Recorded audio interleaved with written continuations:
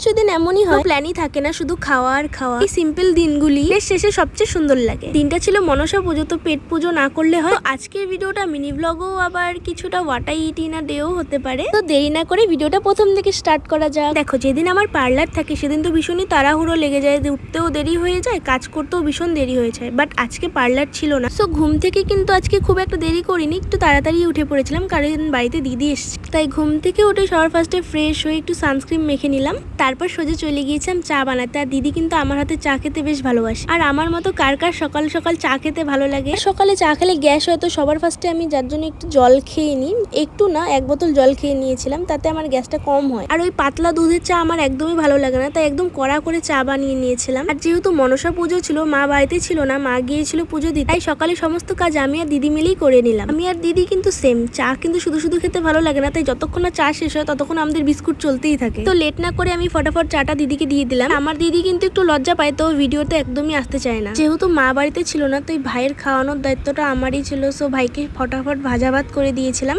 কি ভাতটা দেখতে বেশ সুন্দর লাগছিল না? নিজের প্রশংসা একদমই করছি না, বাট সত্যি কথা বলতে আমার হাতে রান্নাগুলো কিন্তু বেশ ভালো হয়, বাড়িতে সবাই খুব পছন্দ করে। তারপরে মা আমাদের জন্য আনছিল হচ্ছে পরোটা সাথে মিষ্টি। কেন তো পরোটার সাথে না রসগোল্লাটাই খেতে ভালো লাগে, বাট হচ্ছে রসগোল্লাটা ছিল না, সো মা এই মিষ্টিটাই নিয়ে এসেছিল। তারপরে দুপুরবেলা ভাত খেয়ে নিয়েছিলাম, ভাতের ক্লিপটা নেওয়া হয়নি।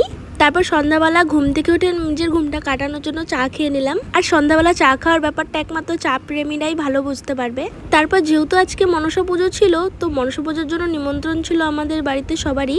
তো দেখো, সুন্দর করে রেডি হয়ে চলে গেলাম নিমন্ত্রণ বাড়িতে। আর আজকের আউটফিটটা কেমন লাগছে কমেন্ট করে অবশ্যই জানিও। আর যেই বাড়িতে আমরা গিয়েছিলাম প্রসাদ খেতে, সেই বাড়িতে আমরা প্রত্যেক বছরই যাই। আর প্রতিমাটা কিন্তু দেখতে বেশ সুন্দর হয়েছিল এবারের। তো তারপর প্রসাদ খেয়ে আমরা বাড়ি চলে এসেছিলাম। সো আজকের ভিডিওটা এতটুকুই ছিল। সো আমার ভিডিও যদি ভালো লাগে তো লাইক কমেন্ট শেয়ার অবশ্যই করে দিও। That's it, tata.